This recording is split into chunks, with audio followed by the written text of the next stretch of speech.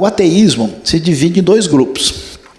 No ateísmo propriamente dito, com estruturas de pensamento conhecidas no Ocidente, como o existencialismo do tipo ateu, positivismo lógico, o marxismo, o fascismo. A gente não está querendo julgar ninguém, estou falando dos escritos de Marx. Marx se dizia ateu, né? Assim como a proposta de pensamento fascista também tem essa ideia. O chamado humanismo ateu e o budismo, pouca gente imagina isso, é uma postura de fé essencialmente ateísta. O budismo não conta com realidade de divindades.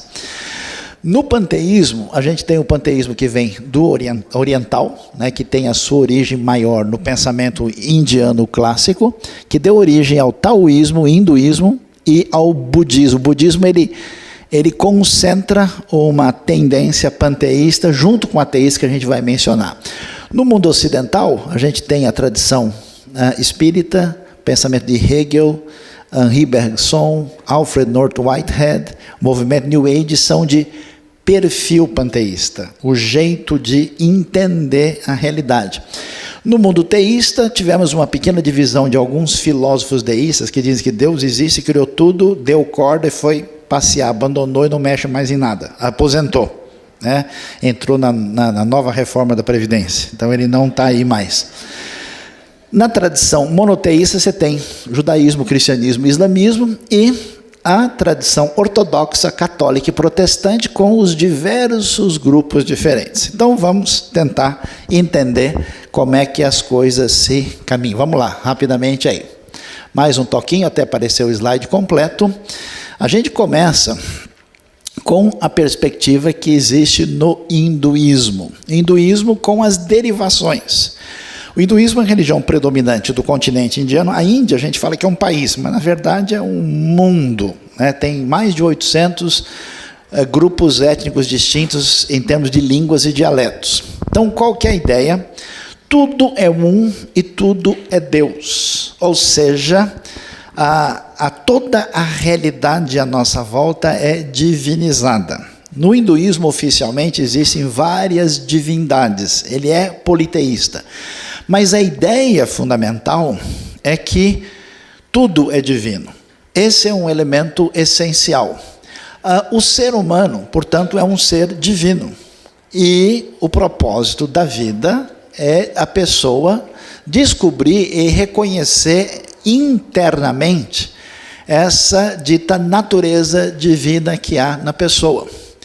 Aí, como o indivíduo é visto como Deus humano, cada pessoa vai, por meio de um caminho de crescimento espiritual, se tornar mestre e criador da sua própria realidade. Então, o processo se define em achar esse elemento divino que está dentro da pessoa, né? Por isso que se fala de centros de energia, se fala de busca de uma interioridade para esse divino de grau superior estar manifesto na vida da pessoa.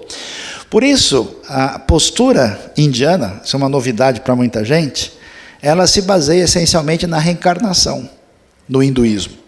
E qual é a ideia da reencarnação? Você, né, deixa, porque o corpo é uma parte inferior, negativa, o espírito é superior, e o espírito sai, né, a pessoa morre e volta para uma outra reencarnação, numa espécie de ciclo evolutivo. Quando uma pessoa vem para essa vida e está sofrendo, é que ele tem um débito da vida anterior, ele tem um karma acumulado. E, por exemplo, na Índia, a coisa mais difícil, dentro da visão hinduísta, porque na Índia tem grupos cristãos, tem grupos islâmicos, especialmente na parte norte do país, também tem minoria budista, é que se você nasce numa casta inferior, você não deve subir de casta, porque você está dentro de um ciclo de reencarnação que tem a ver com esse seu processo de evolução espiritual. Portanto, cada realidade, a realidade social é determinada pela visão religiosa e define a realidade. Quer ver que novidade que você nunca poderia imaginar? No espiritismo brasileiro, você tem doutrina de reencarnação, particularmente no kardecismo. E o kardecismo, na verdade, se alimentou dessa influência do hinduísmo, porque na herança africana propriamente dita, não tem ideia de reencarnação. A matriz original de Umbanda trabalha com outra ideia que não é essa. Então a gente não imagina, né? Mas a ideia de reencarnação veio da Europa, veio da França, com o famoso Allan Kardec, Léon Hippolyte Denis Rivail, né? Que teve inspiração indiana e fez um pouco de mescla de filosofia positivista europeia com elementos da espiritualidade hindu e elementos da caridade cristã, e fez uma estrutura de pensamento brasileira. Então, esse tipo de ideia faz parte dessa visão panteísta que não separa o divino do humano e que pretende elevar o divino a partir desse processo para chegar num dito nível superior. É uma visão bem diferente da tradição cristã. Vamos lá. E aí é importante, já que se pensa assim, você vai conversar com quase qualquer grupo religioso do mundo, todo mundo diz que Jesus é o máximo. Só que a maneira como se entende Jesus é bem diferente. Então, por exemplo, na tradição hindu, Jesus é visto como Cristo por dentro e não o Cristo da história. Então, Cristo é uma espécie de elemento espiritual profundo que estava dentro da pessoa de Jesus. O Jesus, pessoa propriamente dito, não importa tanto, você tem que achar o Cristo que está dentro dele e também o que está dentro de você. Cristo denota apenas essa consciência divina que foi manifestada em Jesus. Ou seja, na visão indiana, diferente do ensino neotestamentário, na proposta hinduísta, a ideia é que Cristo é um indivíduo muito evoluído na direção do divino. O que pensamos sobre Cristo é, sem dúvida, muito importante para o hindu instruído. Como é que fica? Jesus é uma ilustração suprema do crescimento das origens humanas ao destino divino. Jesus é um místico, o revelador das profundezas dentro de nós mesmos, conforme Sarvepali Radhakrishnan. Aí você entende como é que se pensa sobre o assunto. Vamos adiante. É interessante, a gente não imagina isso, né? Quando você pensa em budismo, você lembra do quê? Da China, do Japão, mas o budismo também começou na Índia. É outra tradição, né? O famoso Siddhartha Gautama, que ficou muito popularizado no Ocidente por causa das obras de um homem chamado Hermann Hesse. É muito interessante ver como é que o budismo pensa e por que o budismo tem sido a religião mais atraente em certos ambientes ocidentais. Vamos lá. Vamos passar, né? Quem que é Siddhartha Gautama? Era uma espécie de pessoa muito rica, de origem indiana, e que com o tempo começou a perceber como as pessoas sofriam e passou a buscar uma espiritualidade profunda, até que um determinado dia ele recebe uma condição especial de iluminação e passa, inclusive deixa esposa, deixa filhos e passa a se dedicar à sua missão. No final do século VI a.C., e aí o budismo é uma coisa muito diferente. O que é Deus? Silêncio, Nietzsche. Quem é você? Um Deus? Não. Um anjo? Não. Um santo? Não. Sou iluminado. Buda do sânscrito, acordar e saber. Sânscrito é a língua mais antiga da Índia, uma das línguas mais importantes da tradição indo-europeia e que tem relação com as línguas da Europa no tempo mais antigo. Vamos entender um pouquinho mais do budismo. Vamos lá. O budismo entende a coisa, o chamado caminho de Buda tem o que é chamado de 4 verdades. Qual que foi a percepção do Siddhartha Gautama? Ele viu o seguinte: as pessoas vivem sofrendo, a experiência da dor está sempre disponível e as pessoas estão em sofrimento. Portanto, o grande problema da experiência é a dor, o sofrimento. O sofrimento é resultado do quê? Por que a gente tem frustração? Porque a gente quer, a gente deseja. Se a pessoa não desejar nada, ele não tem decepção. Se ele não tem nenhum anseio, não tem como ele ficar frustrado. Então ele diz que a raiz do sofrimento, que é a experiência complicada, né, que se opõe a uma consciência elevada de espiritualidade, está ligada com isso. Então, como é que se resolve a vida? É preciso parar de sofrer. E se a gente para de sofrer, tem que fazer o quê? Eliminar o desejo. Ou seja, basta não querer, não desejar, que você não vai sofrer. Então, a coisa é assim, um tanto quanto simples, mas ela envolve um processo de aniquilação de si mesmo, de busca de uma elevação, de uma ascese espiritual. Existe um caminho, né, chamado a Vereda dos 8 Passos. O budismo é muito forte, especialmente no sudeste e nordeste da Ásia. Talvez o país mais budista mesmo seja a Tailândia, que é oficialmente budista. Outros países de muita expressão, o Nepal, o Butão, e claro, muita gente na China, no Japão. O Japão é uma coisa interessante, porque a pessoa é budista e shintoísta ao mesmo tempo. E se der, ele também é cristão ao mesmo tempo, e está tudo certo. No Japão parece uma coisa meio brasileira, assim, tá tudo, falou em Deus, nós estamos no junto, né? E também existe muitos budistas também na Coreia e em outros países da região, especialmente ali no sudeste. Então esse é o caminho, e portanto você percebe que o budismo não conta com nenhuma ideia de buscar uma divindade. Você resolve a parada desenvolvendo um método de superação da sua relação com o sofrimento. Vamos adiante. Mais um toquinho aí. Volta lá. Acho que volta lá um pouquinho. Mais um. Tá vendo isso aí? Isso aí é o Dalai Lama recebendo um presente de aniversário, né? Parabéns. Ele falou: puxa, que legal, ganhei nada, exatamente o que eu queria, né? É uma brincadeira, mas é uma brincadeira que explica o que está envolvido nesse tipo de pensamento. Quer ver? Vamos lá. A busca da eliminação da vontade, do desejo, aniquilação de si mesmo para alcançar o nirvana.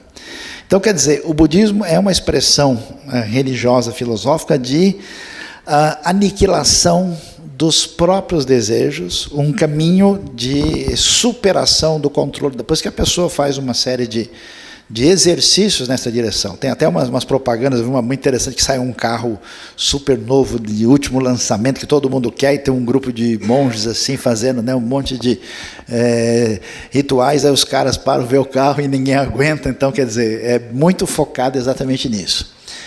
Olha só a expressão que vem de um estudioso budista famoso no Japão, D.T. Suzuki: eu entro na água e não faço onda. Isso vocês vão entender já porque é tão significativo. A individualidade é ficção. Os indivíduos em si não existem, são apenas pontos de referência que não têm significado quando considerados isolados, separados dos outros.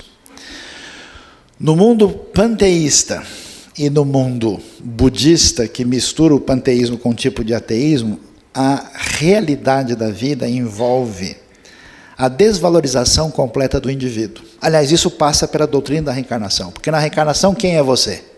Uma metamorfose ambulante, em memória do Raul Seixas, né? Você não tem identidade, o seu rosto hoje é assim, na outra vida era outro. Você não tem uma identidade definida. Na Bíblia, até os cabelos da nossa cabeça estão contados. Em alguns casos é mais fácil, em outros não é tão simples, né? Você é único, você é uma pessoa sem igual. Deus ama cada pessoa individualmente, cada pessoa é feita especialmente à imagem e semelhança de Deus. Nesse ambiente, o que vale é o todo. O objetivo da espiritualidade é o indivíduo mergulhar até o desaparecimento do eu, para que ele faça parte do uno absoluto. É um tipo de pensamento paralelo que já existia na Grécia Antiga também, mas é um tipo de espiritualidade onde a individualidade não tem significado. Não há muita base para o que a gente pode chamar de personalidade propriamente dita, né? E até um negócio complicado, porque a consciência e a razão são elementos que atuam contra a espiritualidade. Vamos adiante, vamos lá.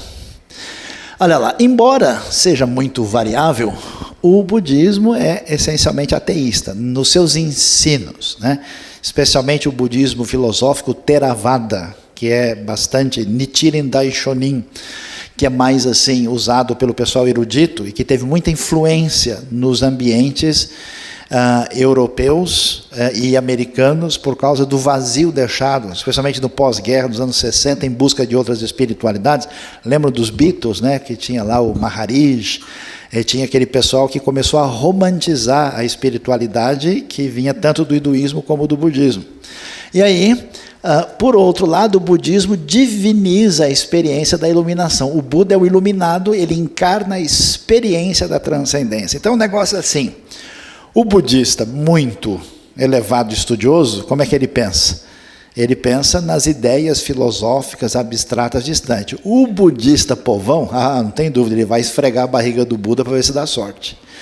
Ele vai venerar o Buda, ele vai tratar na prática como uma espécie de divindade.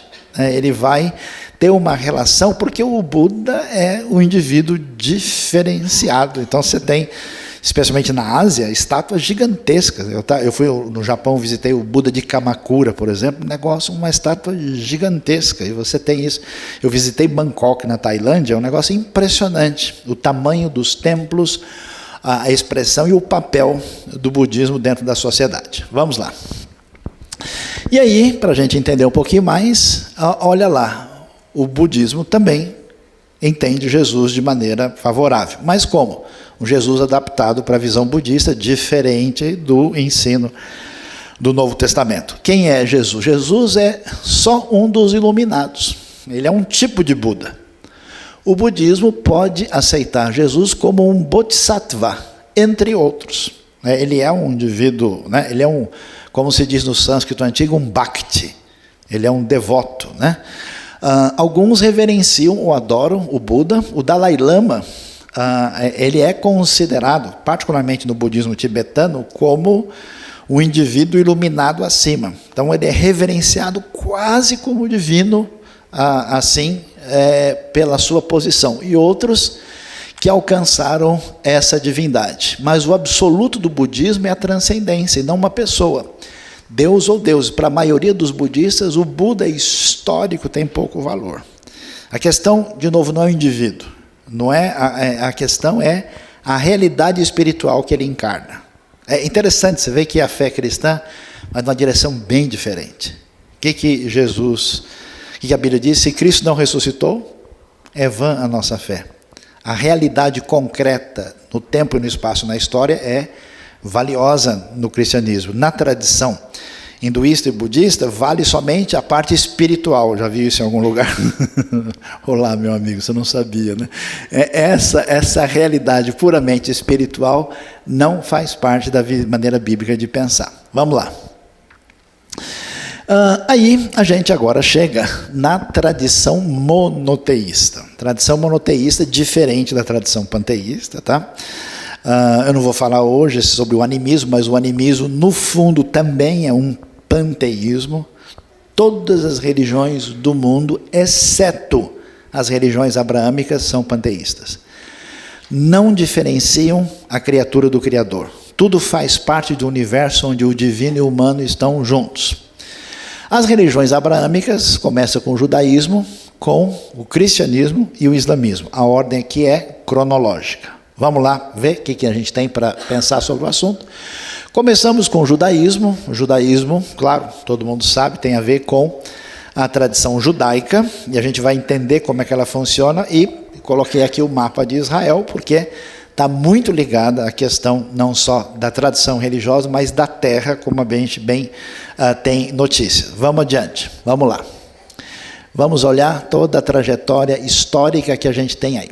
Então, a maior parte das pessoas imaginam que no judaísmo, as pessoas, qual é a compreensão popular? A gente é cristão, a gente conhece Jesus, a gente segue o Novo Testamento.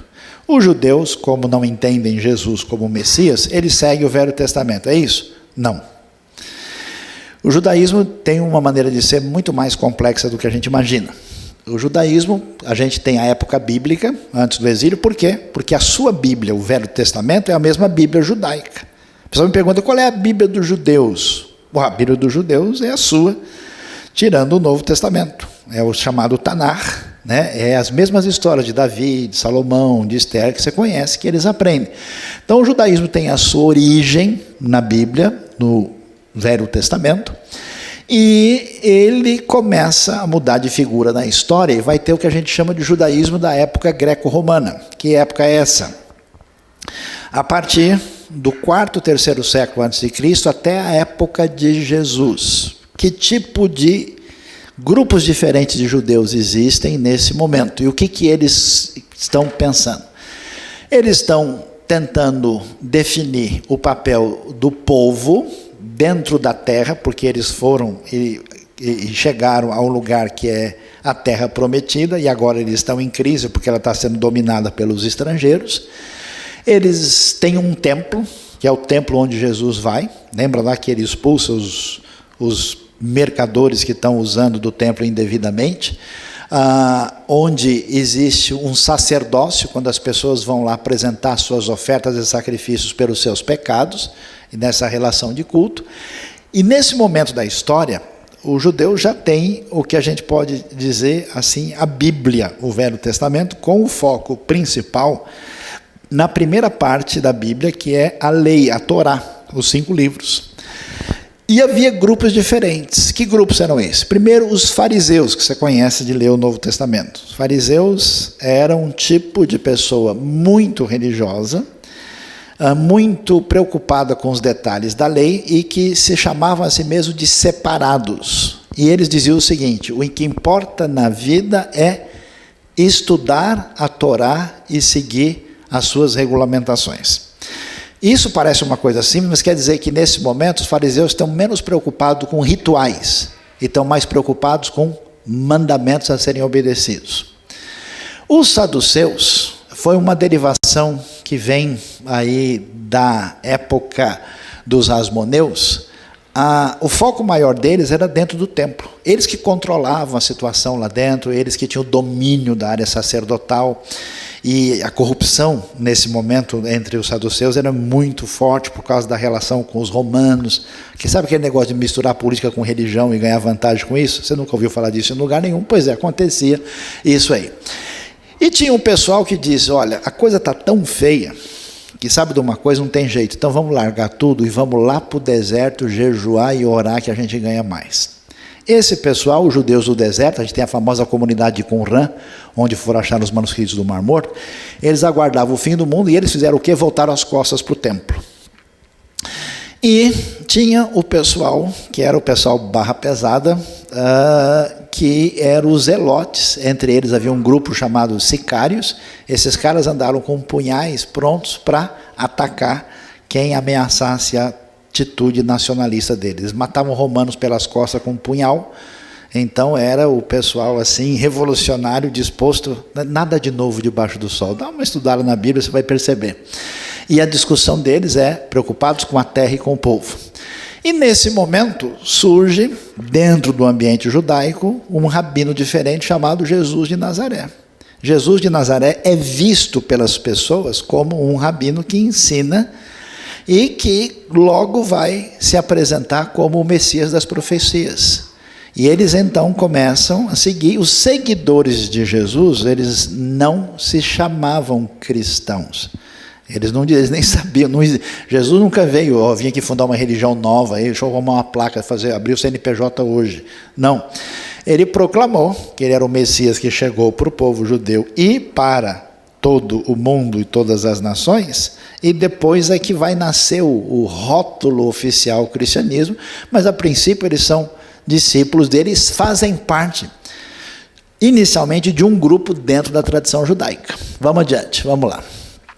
Nessa época, no ambiente do Novo Testamento, existia um tribunal religioso que controlava tudo lá. Fariseus e saduceus serviam no grande sinédrio, que era um tribunal, uma suprema corte judaica, que tinha 71 membros responsáveis para interpretar a lei. E número ímpar, porque para poder votar, né? Se qualquer coisa está resolvido.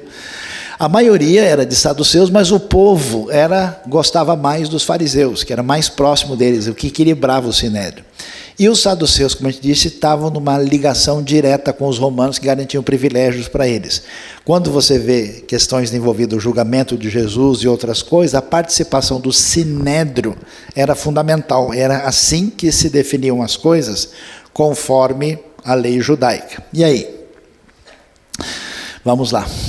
E aí a gente vai e vê, né, uma coisa interessante que ajuda a gente a entender o próprio ambiente do Novo Testamento. Os judeus no deserto, como em Qumran, eles rejeitaram, isso que é uma coisa importante, presta atenção, pessoal. O pessoal diz, mas em religião acontece isso, eu vi aquilo. Grande novidade, se você ler a Bíblia, você vai ver essa deterioração da religião institucional em toda hora, em toda parte. Faz parte do ensino bíblico. Então, quando a coisa ficou muito ruim em Jerusalém, esse pessoal saiu fora. Eles criam que Jerusalém e o templo estavam corrompidos e diziam, olha, Deus vai destruir essa turma.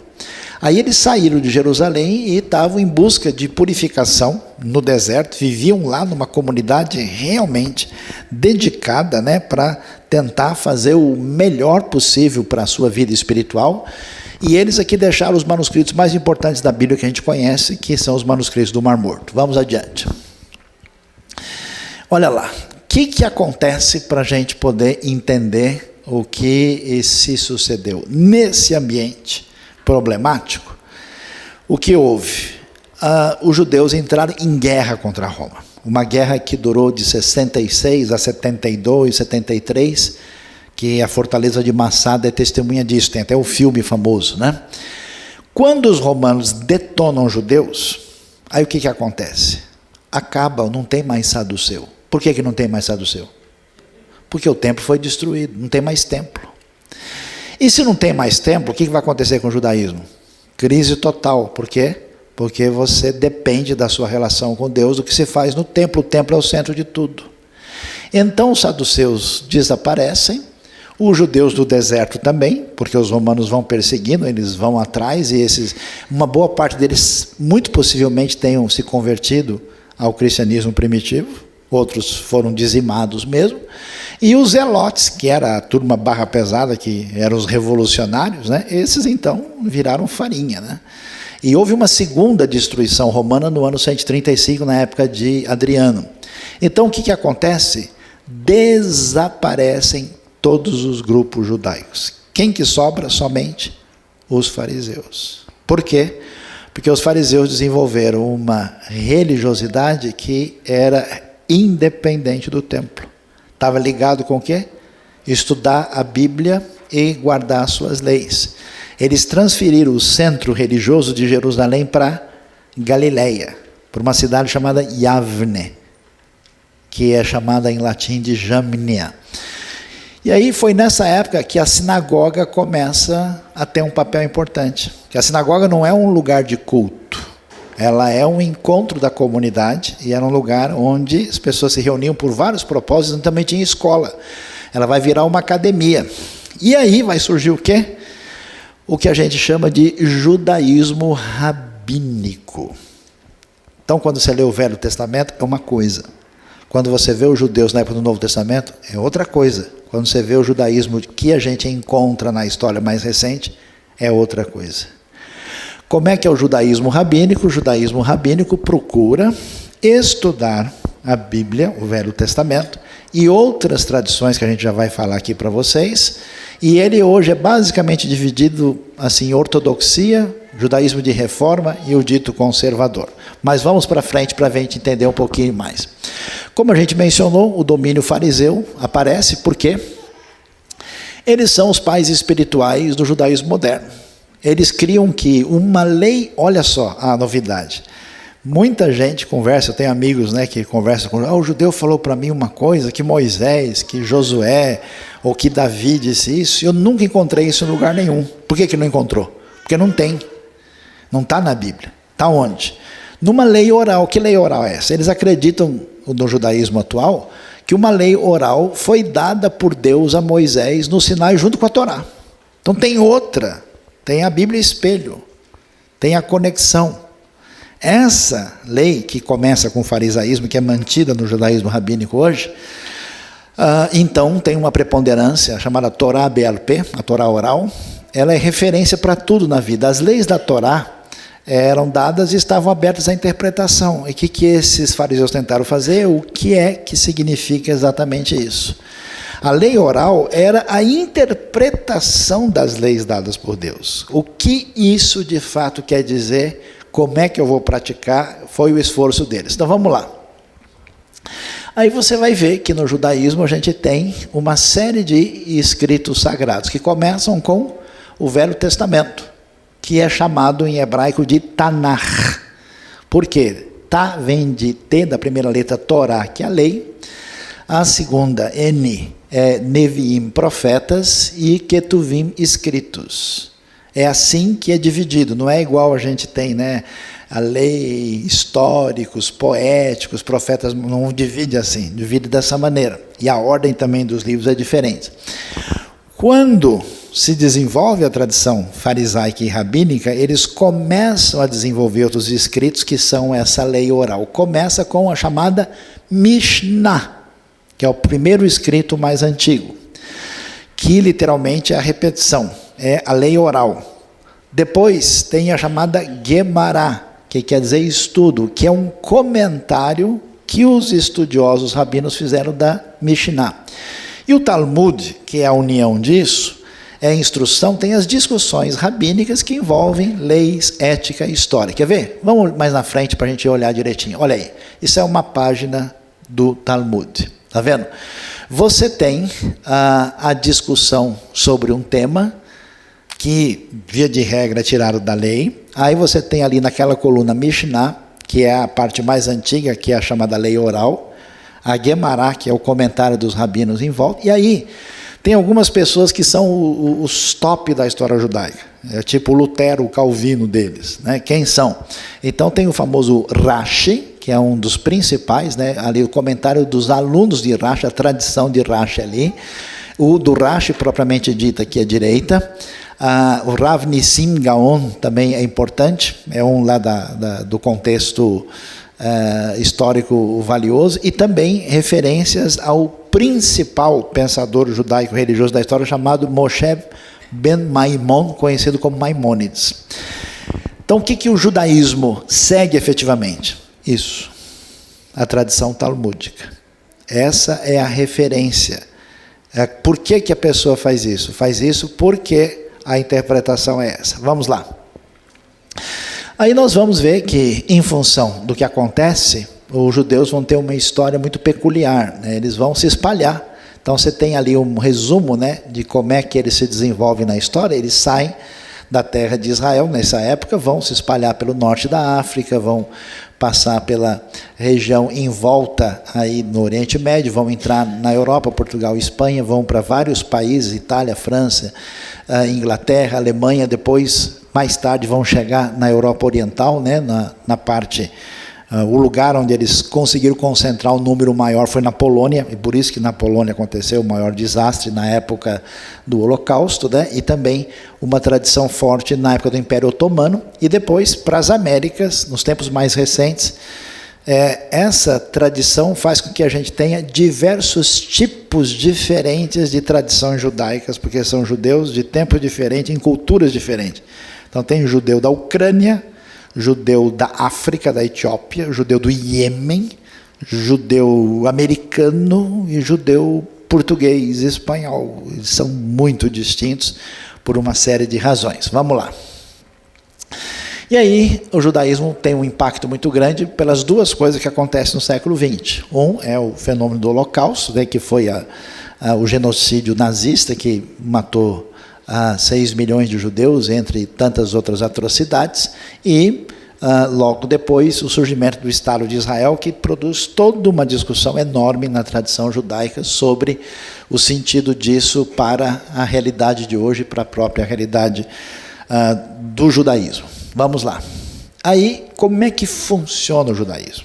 Veja bem para a gente entender. Toda a discussão no mundo judaico é o seguinte: Deus tem uma vontade. Essa vontade está onde? Na lei que Ele revelou. E essa lei precisa ser cumprida. De que jeito? Do jeito exatamente que Ele definiu. O judaísmo ortodoxo diz: não é para perguntar, não é para discutir, é para fazer. E quem sabe como vai fazer é exatamente a tradição rabínica que, teoricamente, interpretou certo. Por que o judeu não pode comer cheeseburger? O judeu religioso. Porque está escrito que não pode misturar, cozinhar o cabrito no leite da cabra que é mãe dele. Está escrito isso. Não está dizendo que não pode comer cheeseburger. A tradição rabínica entendeu que isso quer dizer que não pode misturar carne com leite na hora da gente comer. E que bife parmegiana, nada disso, está fora. Nada de hambúrguer com queijo, né? E, consequentemente, essa é a definição da chamada comida kasher. Não é exatamente o que está na Bíblia. A gente nem tem como saber diretamente no texto se esse versículo está preocupado com a alimentação. Mas a tradição judaica entendeu assim, e quem é seguidor ortodoxo obedece.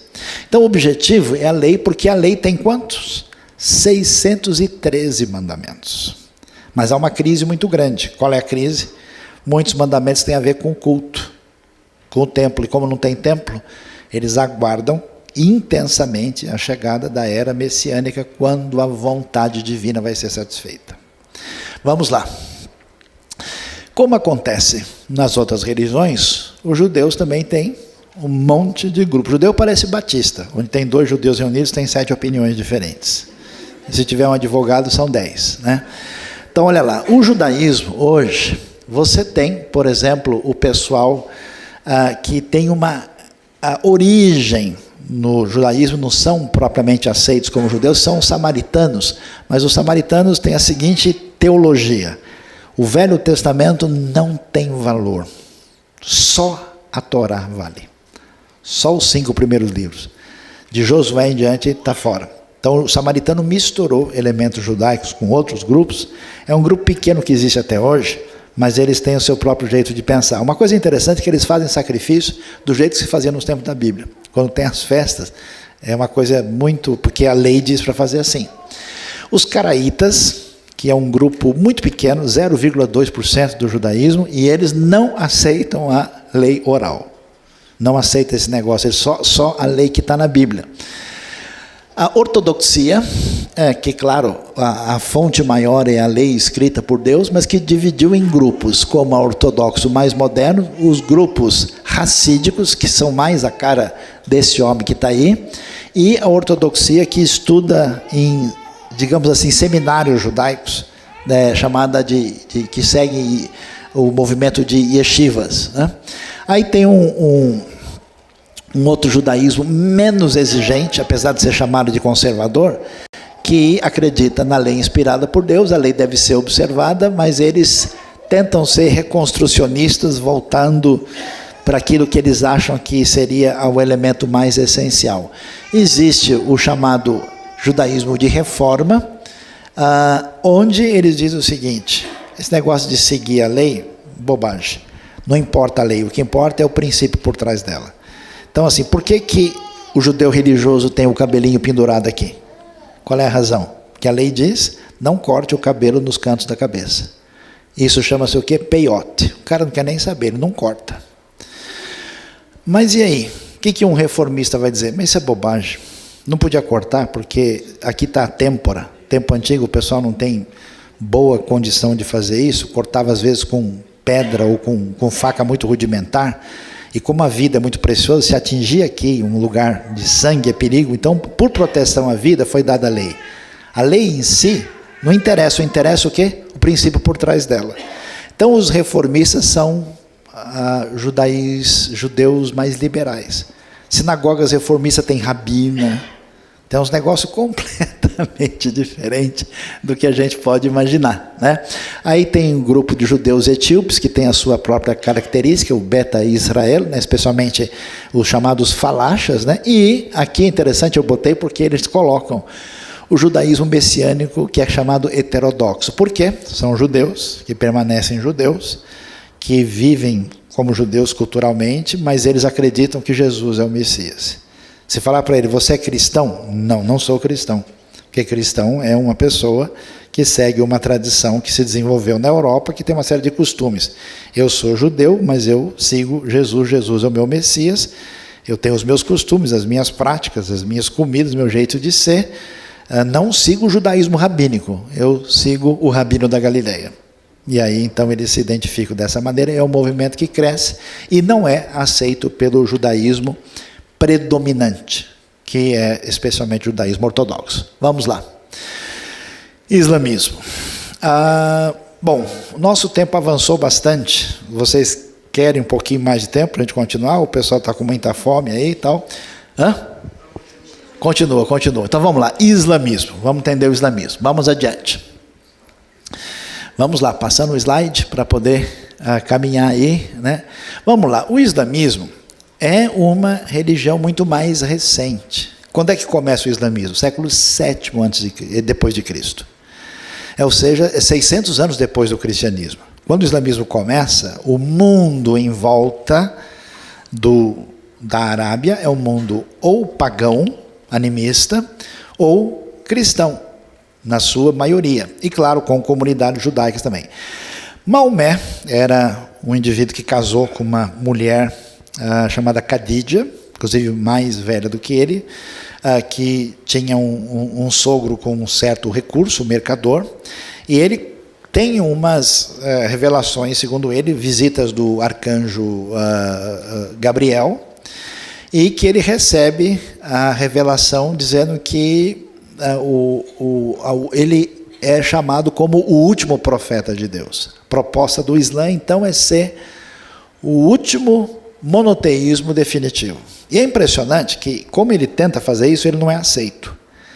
E aí ele foge. Essa fuga dele famosa, que é para Medina, a cidade antiga. Quando ele vai, acontece no ano 622 depois de Cristo. E a partir daí se inicia a contagem do calendário islâmico. E essa fuga fez com que ele se arregimentasse, conseguisse voltar para Meca vitorioso, e ele vive, desde o surgimento do islamismo oficialmente, só 10 anos. Ele vai morrer em 632. Aqui, você dá uma olhada no mapa da expansão do islamismo, de 622 a 750. Só para você ter uma ideia, essa área mais alaranjada escura aqui, é até 632, na morte de Maomé. Depois, você veja a expansão. Eles vão chegar em Jerusalém em 638. Vão chegar no Egito em 641. E eles prosseguem, até 750, eles entram, né, na Península Ibérica. Eles vão estar em conflito com os reinos bizantinos e europeus que ainda resistem ao avanço islâmico, mas vão muito para a região, não só da Pérsia, Afeganistão, e vão chegar na Índia. A gente não sabe, mas a Índia hoje tem mais ou menos uns 150 milhões de muçulmanos. É um país com muita população islâmica, especialmente no norte. Vamos adiante. Mais um toque aí para a gente perceber. Só para a gente perceber, olha só, o Império Bizantino. O que é Império Bizantino? Império grego, ou de fala grega, que é o romano do Oriente, que foi cristianizado e se tornou, né, a grande referência a partir de Constantinopla. Quando chega no auge do Império, olha lá, no ano 565, no auge do reinado de Justiniano, olha o tamanho do Império Bizantino.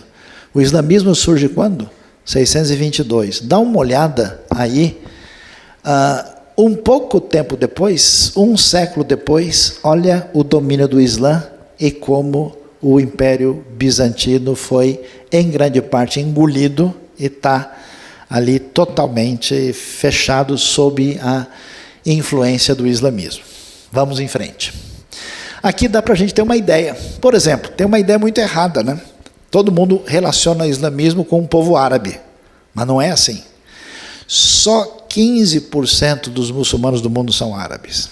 A maioria absoluta dos muçulmanos não são árabes.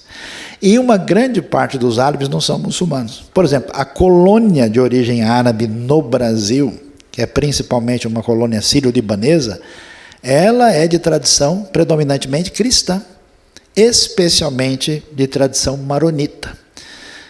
Inclusive o pessoal veio em função muito dos desequilíbrios e conflitos que atingiram o Líbano e a Síria na ocasião do domínio otomano, tá vendo? Então, o Islã, apenas 15%, aqui são os países onde nós temos o maior impacto. A Indonésia é o maior país islâmico, com quase 17% de todos os muçulmanos do mundo. Uma população de mais ou menos 200 milhões de muçulmanos na Indonésia. E o país tem 260 milhões de habitantes. E nós temos dois grupos principais, né? Na verdade, os muçulmanos têm vários grupos e seitas diferentes dentro, mas os grupos principais são os sunitas e os xiitas. Os xiitas são 10% dos muçulmanos e estão principalmente concentrados no Irã. Mas os sunitas, que desenvolvem a tradição predominante, tem uma discussão se tinha que passar, que o Maomé morre sem deixar descendente homem, se a coisa tinha que passar pela família dele ou pelos califas que tomaram o poder, e então há uma divisão forte entre os dois grupos. Vamos adiante. E aí como é que funciona o Islã? O Islã é uma religião de pouca reflexão e muita ação. Assim como existe o livro sagrado do Alcorão, também tem uma tradição da história islâmica, muita coisa que é dita e ensinada numa mesquita por um líder ali, um imã, às vezes vem da tradição comentada pelos sábios da história. Tá?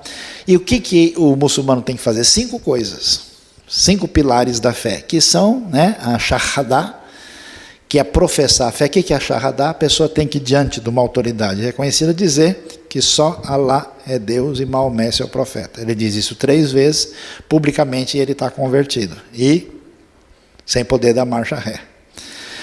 Se ele retrocede, ele é apóstata e ele está sujeito a uma série de dificuldades, porque o islamismo tem uma intenção de ser uma religião totalizante.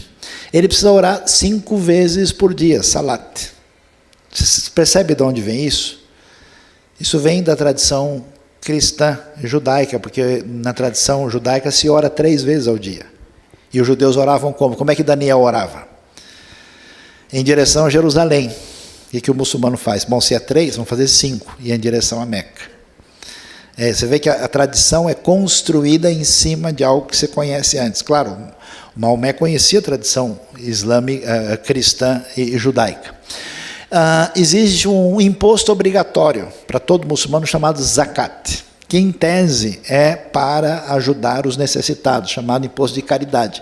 É 2,5% de tudo que a pessoa recebe. E é obrigatório, não tem discussão. O jejum, que é o Samum, ou Siam, que se faz no meio de Ramadã. O que existe na tradição judaica? Jejum de um dia. Quando? Yom Kippur.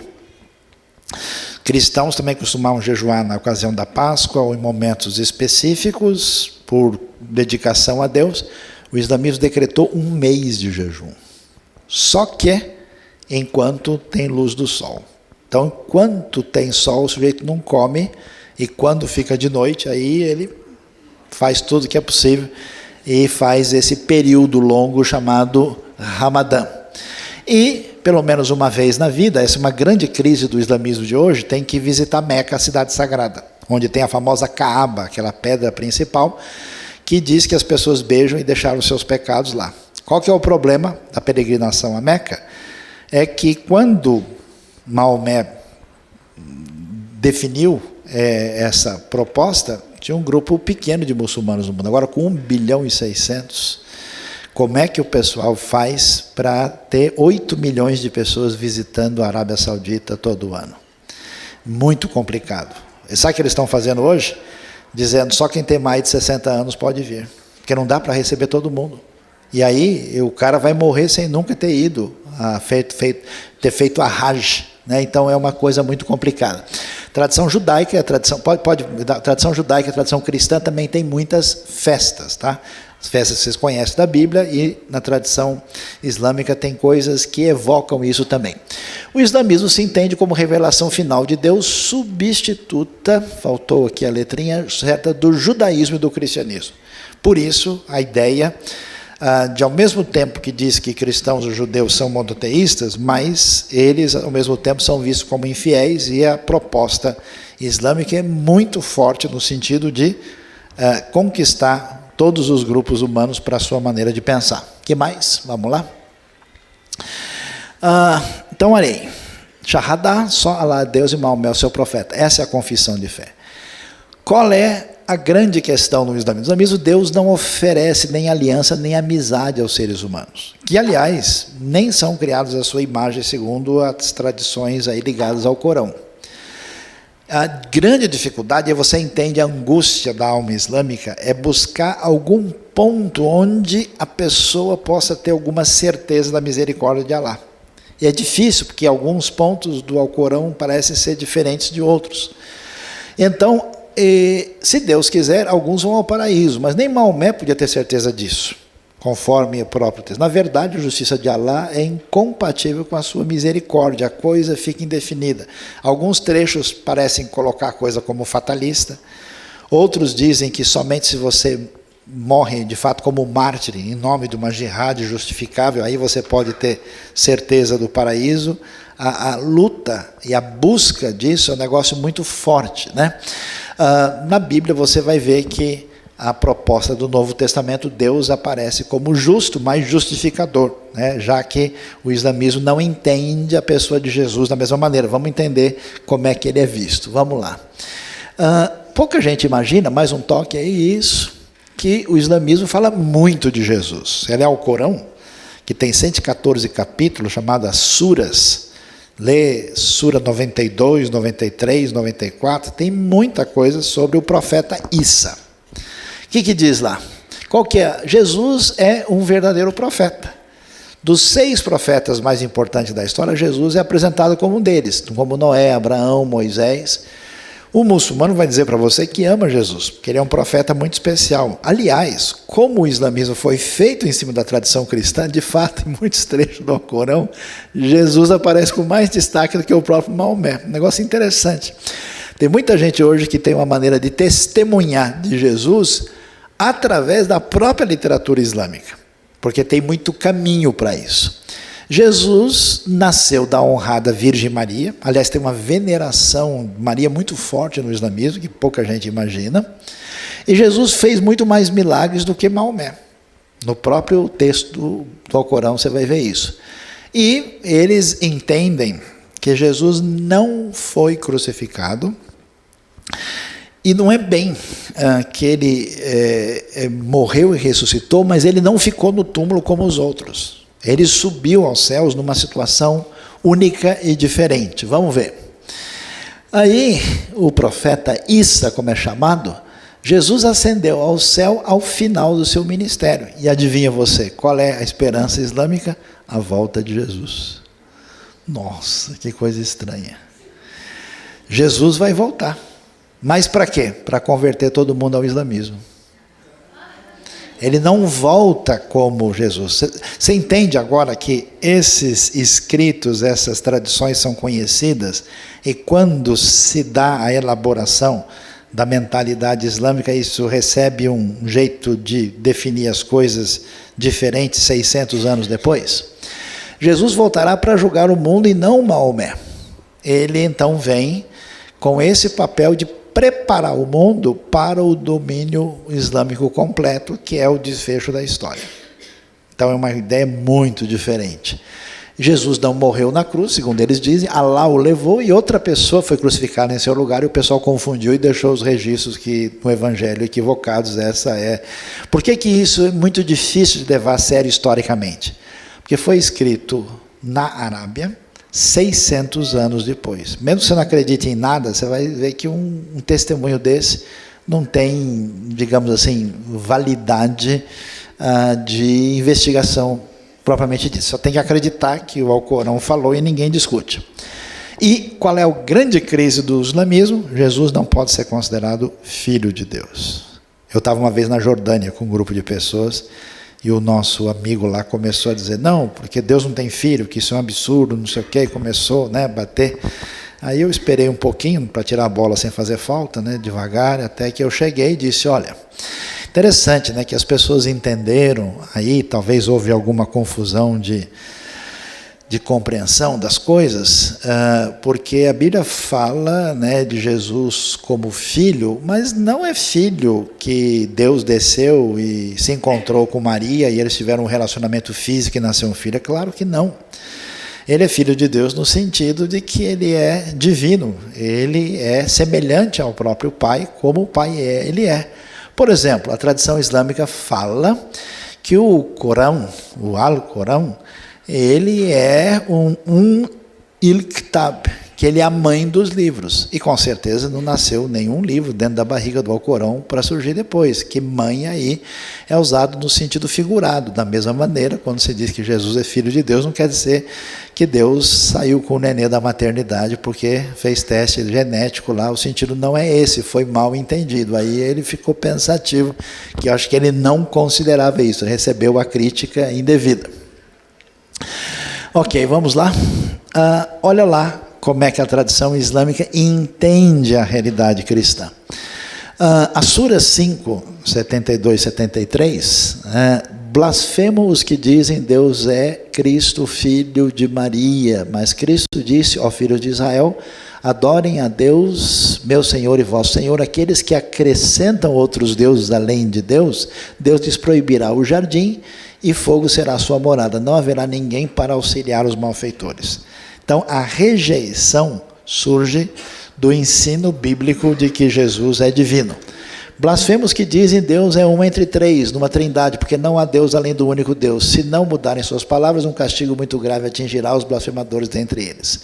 A ideia isso vem propriamente do Alcorão. Esse Yusuf Ali é um grande erudito de uma universidade do Cairo, no Egito, que fez uma tradução que é considerada recomendável.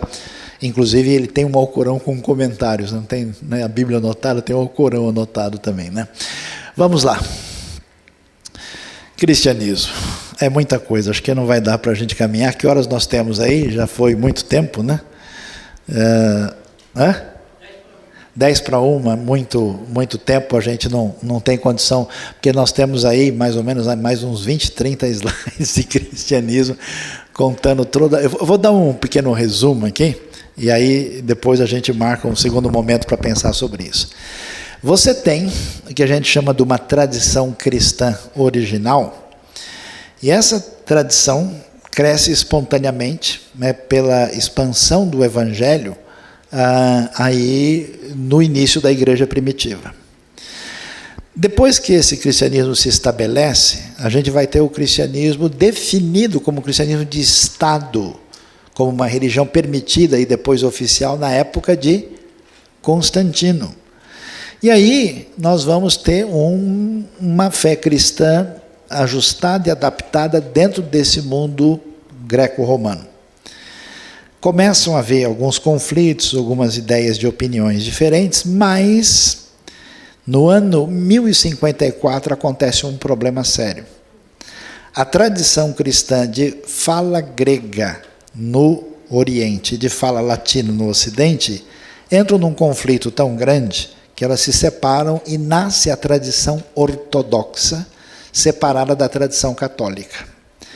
Aí você vai ter a igreja ortodoxa, que originalmente é uma igreja ortodoxa grega, mas ela tem desdobramentos para toda aquela região do leste da Europa e daquela parte do mundo.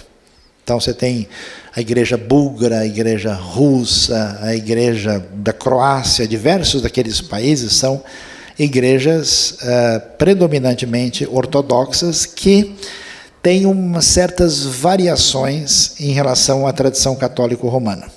Tá? Uma discussão sobre como é que se entendia a trindade, os padres na tradição ortodoxa podem casar, o poder não é tão centralizado como no catolicismo romano, existem alguns elementos aí, elas não aceitam estátuas, elas têm ícones bidimensionais, tem alguns elementos diferentes. Mas foi mais um conflito especialmente de ordem política que causou mais a divisão. Aí essa situação trouxe dificuldades, né, no contexto da história, de tal maneira que começam a surgir vários movimentos na Europa questionando o jeito de ser da igreja católica medieval, que estava tendo muitas dificuldades. E esses movimentos surgem como? Surge um indivíduo chamado Savonarola na Itália, Pedro Valdo no norte da Itália, Jan Hus em Praga, na antiga Boêmia, Surge um outro movimento de John Wycliffe na Inglaterra com um grupo chamado os Lollardos. Essas pessoas começam a dizer, olha, a prática da igreja se afastou demais das origens. Nós temos algumas coisas muito diferentes do que a gente poderia imaginar. A igreja não reflete a Escritura, tem uma série de ensinamentos e a crise ética naquele momento é muito grande. Então isso abre espaço, né, para um movimento de reforma da igreja que vai ter um desdobramento vencedor na época de Martinho Lutero. E a reforma basicamente vai ter a sua base. Por que tem tantos grupos protestantes evangélicos diferentes? Porque eles surgiram em lugares diferentes. Surgiu uma reforma na Suíça com Zwinglio e Calvino. Surgiu uma reforma na Alemanha com Lutero. Surgiu um grupo de reforma mais exigente dos anabatistas na Suíça, na Alemanha e também na Holanda com os menonitas. Surgiu uma reforma meio esquisita na Inglaterra com o Henrique VIII, que tinha outros problemas e que depois a igreja teve um movimento purificador no decorrer da história. Mas os grupos surgem em momentos diferentes. E aí esse contexto diz, olha, a gente precisa entender o seguinte. Primeiro, a autoridade não está na instituição, está no texto. Então eles falaram sola escritura. E aí eles disseram, não, a gente não pode dividir a importância de Cristo. E aí então o que vale é solos Christus e soli Deo glória. Só Deus a glória e somente Cristo. E falaram que a nossa relação com Deus se define não por um monte de sacramento, nem por um monte de ritual, nem por um monte de indulgências, mas somente pela graça e pela fé que a pessoa se relaciona com Deus por meio de Cristo. E aí então esse movimento surge. Inicialmente você tem essas três tradições fortes e importantes, luterana, calvinista e anabatista batista. Elas vão delinear a história e vão impactar aquilo que se torna os movimentos evangélicos que a gente conhece hoje. Não dá para falar hoje, mas mais tarde surge, uns 150, 200 anos depois, o movimento metodista na Inglaterra, muito importante, que era um movimento de busca de espiritualidade e de apoio a pessoas que viviam em condições sociais muito difíceis, e também um movimento de santificação. E mais tarde surge o movimento pentecostal, que é um movimento ligado à importância do Espírito Santo na vida da comunidade. Esse movimento surge em 1901 e se espalha pelo mundo. No Brasil teve impacto significativo. E mais recentemente, em 1977, começa um negócio diferente, um movimento neopentecostal. E aí a gente tem coisas realmente muito diferentes, né? Igrejas do tipo mundial do poder de Deus, universal do reino de Deus, tem um perfil peculiar, diferente, e trabalham com um tipo de proposta de espiritualidade eclesiástica que não tem a concordância nem dos pentecostais históricos e nem das igrejas tradicionais. O movimento acabou valorizando o ritual acima da palavra e tendo uma espécie de espiritualidade que merece uma série de pontos de interrogação. Ok? Então, por hoje é só. A gente, então, vai ter a oportunidade no segundo momento de ver o desfecho. E muito obrigado por todos, que Deus abençoe. Se inscreva no nosso canal no YouTube, siga a gente no Instagram e no Facebook e fique por dentro de tudo que está acontecendo. Sou IBNU, viva o reino.